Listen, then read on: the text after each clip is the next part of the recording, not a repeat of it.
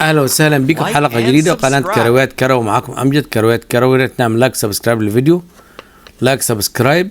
معانا كم خبر مهم كده، بس ان شاء الله فيديو ما يكونش طويل يعني حضرتك. لايك سبسكرايب. مفاجاه مدويه حول مدير فني الجديد للزمالك، مصير محمد شريف واحمد عبد القادر، ضياع امل الزمالك في اموال قادمه، رفض رحيل ثلاثه من نجوم الزمالك، نجم بتروجيت في الرتوش الأخيرة للانتقال لنادي الزمالك، طرد إمام عاشور من أمريكا، سكريبت لتبرئة إدارة الأهلي من الفشل في المونديال، مفاجأة ريبيرو أمام بورتو، رحيل محترف جديد في النادي الأهلي، إصابة مؤثرة بالأهلي واللاعب يغيب عن لقاء بورتو، وآخر حاجة جلسة بالأهلي لحسم صفقتين من الدوري المصري. وفي طبعا خبر انتقال ياسين مرعي زي ما قلنا في الفيديو اللي فات، بنأكد عليه وبنأكد الخبر، وياسين مرعي يقترب من الأهلي. نبدأ أخبارنا مع بعض. مفاجأة مدوية حول المدرب اللي تردد اسم سانتوس وتردد اسم بابلو بينتو لن يأتي إلى الزمالك.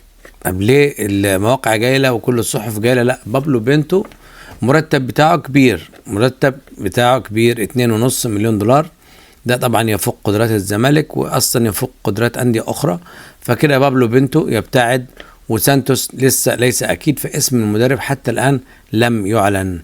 ممكن يكون ذكر قبل كده لكن في تكتم عليه، فطبعا لكن بابلو بينتو غير موجود. تمام. طيب، مصير محمد شريف. ميدو لا يزال يفاوض محمد شريف، ومصير عبد القادر. محمد شريف، هتقولي ليه محمد شريف موجود في الصوره؟ الاعلام الاهلاوي كل يوم مره واثنين اكتر من اعلام اهلاوي. محمد شريف الاهلي عاوزه، مستني الاهلي. لا، هو يعني الاهلي مش عاوزه، مستني الاهلي. محمد شريف مستني الاهلي، محمد شريف مستني الاهلي اكتر من اعلامي. ده يدل ان لو محمد شريف كده الاهلي عارف ان محمد شريف يقترب من الزمالك، لو مشى يقول لك ايه؟ الاهلي ما كانش عاوزه. ده اللاعب اتمنى ان الاهلي يضم واستناه كتير، والاهلي ما ضموش. الاهلي عنده لعيبه كتير، فكده ما خدوش من عندنا احنا يعني الاهلي مش عاوزه. تمام. احمد عبد القادر، الاهلي عنده علم مفاوضاته مع الزمالك واللاعب عايز يمشي ورافض. يا اما قال لهم انا اتواجد في الفريق، يا اما بيع نهائي. الاهلي عايز يعمل له اعاره، جدد له ويعمل له اعاره، رفض. طيب قال له لو انت هتنتقل لنادي اخر، شوف بقى الاهلي بيحصن اللاعب عشان عارف ما يروحش، عشان ما يروحش الزمالك. هيبقى انتقالك ب 3 مليون دولار ونص، 3 مليون دولار ونص، وكمان بشرط عند عودتك من الاحتراف تعود الى النادي الاهلي فقط ولا تعود الى اي نادي مصري. فالاهلي بيغلق الطرق امام عبد القادر. عبد القادر امامه امل وحيد ان يفسخ عقده بالتراضي اذا لم تجد اي عروض في الفتره القادمه، لكن فرصه تواجده في النادي الزمالك صعبه.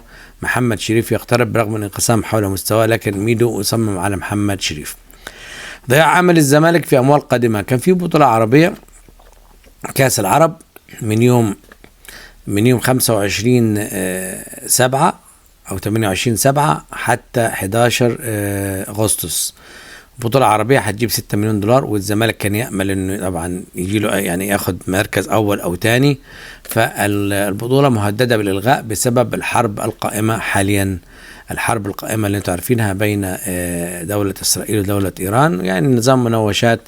ففي توتر في المنطقة، فاحتمال يتم الغاء هذه البطولة. رفض رحيل 3 نجوم بالزمالك، احمد الجفالي، جهاد مصدق. جهاد لجنة التخطيط كلها اجمعت ان اللاعب كويس وقدراته عاليه، وهو اتصاب لكن ما خدش فرصه، ولما كان بيلعب قبل الاصابه كان مميز. فجهاد باقي في الزمالك ولا نيل رحيله. مصدق واحمد الجفالي، ميدو عايز يبقيهم، وجون ادوار متحفظ او في نفس الوقت عايز يديهم فرصه، فهيعمل فتره تقييم جون ادوار والسكاوتنج معاه مع بعض بالنسبه لاحمد الجفالي وصلاح مصدق. احمد الجفالي الظروف ما ساعدتهوش، الاصابه مش مزمنه، لا الاصابه اتكررت معاه بس في موقع يعني في موضع اخر. فكده لسه ما خدش فرصته، فعايز يديله فرصه ويقيمه مع لجنه السكاوتنج. ومين تاني معاه؟ مصدق. انا شايف مصدق مظلوم، ومصدق عايز يبقى، وبعد كده اغلبيه الموسم عامل مباريات قويه، نفرض مستواه هبط ماتش ولا 2، لا مصدق لعيب كويس. فالمهم ان اللجنه ده رايهم هم ان هم هيدوا له فرصه ويقيموه الفتره الجايه، اللي هو مين؟ الجفالي ومصدق. نجم بتروجيت الزمالك وقع معاه 4 سنين. حامد حمدان لاعب وسط ولاعب جوكر بيلعب في اكثر من مركز، مكسب للزمالك، الزمالك بيفاوضه من فتره. اللاعب في الرتوش الاخيره وقع مع الزمالك 4 سنين، تم الاتفاق المالي، مجرد شويه رتوش كده مع اللاعب وتفاصيل العقد وانهاء الصفقه، وخلال 48 ساعه هيكون رسميا في نادي الزمالك اللي هو ايه حامد حمدان. طيب بالنسبه للاهلي زي ما ذكرنا الفيديو اللي فات، قلنا على حامد حمدان وقلنا على هو محمد شريف قبل كده واحمد عبد القادر، نفس الكلام بيتحقق عشان اتاكد من الاخبار الحمد لله. طيب وكمان موضوع ياسين مرعي يقترب من الاهلي، والاهلي وصل مع النادي فاركو ل 35 مليون جنيه واعاده البيع، نسبه من اعاده البيع، والنادي تقترب مجرد رتوش اخيره ويقترب من نادي الاهلي ياسين مرعي. الزمالك كان داخل، يقال ان الزمالك لسه بيفكر فيه هو او عمرو الجزار، لسه الدنيا ما وضحتش، لكن الاهلي يقترب بشكل كبير بالنسبه لياسين مرعي.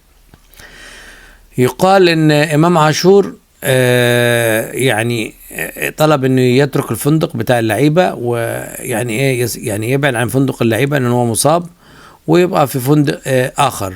فيقال ان حصل غضب شديد من الاداره، والدليل يثبت لك ان امام عاشور معاه ازمه. امام عاشور قال انا قاعد مع الاهلي وانا مش هسيبه، هدعمهم حتى لقاء بورتو، هقعد معاهم لغايه اخر لحظه مش هسيبهم فجاه. امام عاشور الناس شافته كله في المطار وراجع القاهره. فامام عاشور دائما ازمات، وهو لا يلقى اي ردع، لا يلقى حساب. فالقادم أسوأ من اللاعب، لأنه هو تجاوزاته مستمرة ولا تنتهي، لأنه لا يوجد رادع له. من أمن العقاب أساء الأدب. سكريبت تبرئة إدارة الأهلي من الفشل في المونديال. سكريبت بيتوزع على المواقع الأهلاوية واليوتيوبر الأهلاوي والصحف وقنوات اللي هي المفروض تكون عامة بس هي مش عامة، هي يعني شبه فئوية. سكريبت بيقول ان ريبيرو هو سبب الفشل في المونديال. عشان نبقى واقعين، المدرب يحكم عليه بعد 6 ماتشات او 8 او 10. المدرب ده الراجل اشتغل 2-3 جاي يوم 1 في الشهر، لعب مباريات قوية جدا في مستوى عالي جدا، كاس العالم الأندية وفرق أوروبية بعد 15 يوم، ملحقش يحفظ الفريق. تمام. فهو لا يلام، بس هو عملية الإدارة بتداري الفشل بتاعها، ان هي ايه، انت جبت مدرب ما هواش الاسم الرنان، وفي نفس الوقت كان عندك كولر افضل بتاريخه وبقدراته. انا لا اجد سبب مقنع لرحيل كولر، يعني الناس كلها بتقول ان كولر افضل منه بارقامه وبتاريخه وحافظ اللعيبه وبادائه. لكن الاداره هي التي فشلت في المونديال في اختيار مدرب ليس له سيره ذاتيه قويه، ليس له تاريخ قوي في اداره الاهلي في مباريات قويه في المونديال، ليفل اول، مباريات على مستوى عالي، فرق عندها لياقة بدنية، فرق بتلعب كورة باحترافية، في مفيش توقفات، مفيش راحة، مفيش مجاملات، الوضع يختلف. طيب مفاجأة ريبيرو أمام بورتو. ريبيرو بيعمل إيه؟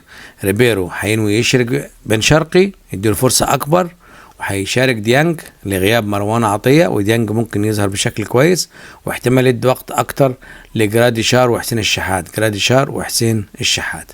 رحيل محترف جديد عن أهلي خلاص، أشرف داري ماشي بشكل نهائي بعد مونديال الأندية، كأس العالم الأندية في أمريكا.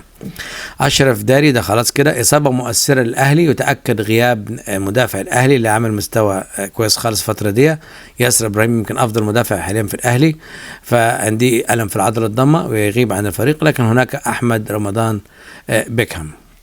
جلسة لحسم صفقتين جدد بالاهلي زي ما قلنا امبارح في الفيديو، واتاكد النهارده الحمد لله اخبارنا بتتاكد عشان الناس بتقول الاخبار واحد هو كتب تقريبا. احترمنا للناس كلها، ما ناخدش موقف من اي حد، نحترم كل المشاهدين والمتابعين. عامه هشام صلاح واسامه فيصل يقتربا من الاهلي لاعب البنك الاهلي الباك اليمين، واسامه فيصل راس حربه. المبلغ كبير، الاهلي عارض 40، النادي طالب 60 مليون. الاهلي بيفكر يودي عمر كمال عبد الواحد اعاره او بيع ويقترب، والصفقه تقترب. هناك جلسه قادمه لحسم صفقه مع هشام صلاح واسامه فيصل في النادي الاهلي. دي كانت كل اخبارنا، تحياتنا ليكم والى اللقاء. ما تنساش نعمل لايك سبسكرايب وكل ما هو جديد في قناه كروي. الى اللقاء.